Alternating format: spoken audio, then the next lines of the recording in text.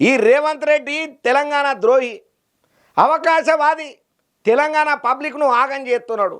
విజయవాడకు పోయి బజ్జీలు తిని బనకచెర్ల మీద ఒప్పందం చేసుకొచ్చిన మనిషి మా మీద గుడ్డ కాల్చే ప్రయత్నం చేస్తున్నాడని ఎవరన్నారు ఎరికేనా? హరీష్ రావు సార్ అన్నాడు. మస్తు గరానికి వచ్చిండు. అసెంబ్లీలో మేము సిద్ధం, మా సవాల్ను నువ్వు స్వీకరణ చెయ్యి అని చెప్పి ఖరాఖండిగా తొడగొట్టలేదు కానీ గట్టిగానే గరానికి రాబట్టిండు. మరి ఇంకా హరీష్ రావు సారు తెలంగాణ సర్కారు మీద ఏమన్నాడు, రేవంత్ రెడ్డి సార్కు ఎట్లా కౌంటర్ వేసిండు, ఏమేం ప్రశ్నలు అడిగిండో వార్త పురాగా చూద్దాం పాండ్రి. ఇక తెలంగాణ ముఖ్యమంత్రి రేవంత్ రెడ్డి సారు మీద మాజీ మంత్రి BRS MLA Thanneeru Harish Rao sir ఉన్నాడు కదా, అబ్బో మస్తు గరానికి రాబట్టిండయ్యా, సంతలన కామెంట్లే చేయబట్టిండు. బనకచెర్ల మీద చర్చలు చేయనీకి అసెంబ్లీలో మేము రెడీగా ఉంటాం. సీఎం రేవంత్ రెడ్డి నువ్వు సిద్ధమా? బనకచెర్ల మీద అసెంబ్లీ ఏదికగా సీఎం రేవంత్ రెడ్డిని నిలదీయనీకే నేను రెడీగా ఉన్నా. నా సవాల్ను నువ్వు స్వీకరణ చేస్తావా?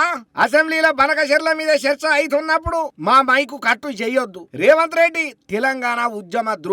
సీఎం హోదాలో కూడా రేవంత్ రెడ్డి తెలంగాణకు అన్యాయం చేస్తున్నాడని చెప్పి ఆరోపణలు చేసుకుంటా వచ్చిండు. తెలంగాణ భవన్ లో హరీష్ రావు సార్ మీడియాతో మాట్లాడుకుంటా రేవంత్ రెడ్డి తెలంగాణకు పట్టిన అబద్ధాల వైరస్ అని మాజీ మంత్రి హరీష్ రావు సార్ గట్టిగానే గరానికి రాబట్టిండు. బయట ఉన్నోళ్ళకేమో శుద్ధులు కడతాడు, ఇంటి మనిషి కేసీఆర్ మీద నిందలేస్తున్నాడని గట్టిగానే ఫైర్ అయ్యిండు. మంత్రి ఉత్తమ్ కుమార్ రెడ్డి ఇచ్చిన పవర్ పాయింట్ ప్రజెంటేషన్ హైదరాబాద్ లో కాకుండా అమరావతికి ఇచ్చినట్లున్నదని విమర్శన కూడా గట్టిగానే చేసిండు. Uttam PPT AP CM Chandrababu ఏమన్నా తయారు చేసిండనే డౌట్ అనుమానం కూడా కూడుతున్నది. చంద్రబాబు తెలంగాణ ప్రాజెక్టులను అడ్డుకున్న ముచ్చటను పీపీటీలో ఎందుకు చూపెడతలేరని ప్రశ్నలు వేసుకుంటా వచ్చిండు. అహంకారంతో మాట్లాడితే రేవంత్ను పబ్లిక్ పాతాళానికి దొక్కుతారని హెచ్చరికలను సుతం జారీ చేసిండయ్యా. తెలుగుదేశం చంద్రబాబుతో ఉన్న అనుబంధాన్ని రేవంత్ రెడ్డి ఇంకా మర్చిపోలేకపోతున్నాడని జరంతా కారెడ్డాలు ఆడుకుంటా గట్టిగానే విమర్శలు గుప్పెన చేసిండయ్యా.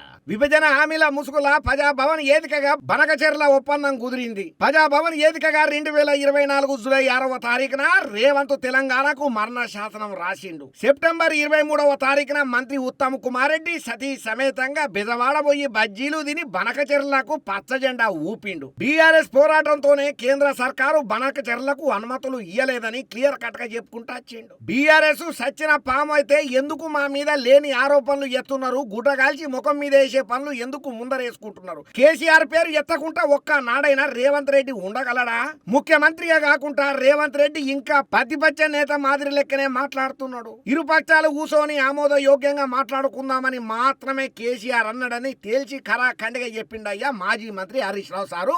ఈ తీరుగా రేవంత్ రెడ్డి సారుకు లెఫ్ట్ అండ్ రైట్ గట్టిగానే ఇచ్చుకుంటా కౌంటర్ల మీద కౌంటర్ లేచి సవాళ్లకు ఎదురు సవాళ్ళని ఇసిరిండయ్యా. బీఆర్ఎస్ హయాంలో బనకచెర్ల మీద ఒక్క అడుగు కూడా ముందరికి పోలేదు. రేవంత్ రెడ్డి ఉత్తమ్ కుమార్ రెడ్డిని విజయవాడకు పంపించిండు. చాలా రాష్ట్రాలలో కాంగ్రెస్ పార్టీ ఒక్క ఎమ్మెల్యే ఎంపీ సీటు కూడా గెలవలేదు. అంత మాత్రాన ఆ పార్టీ సచ్చినపాము అవుతుందా?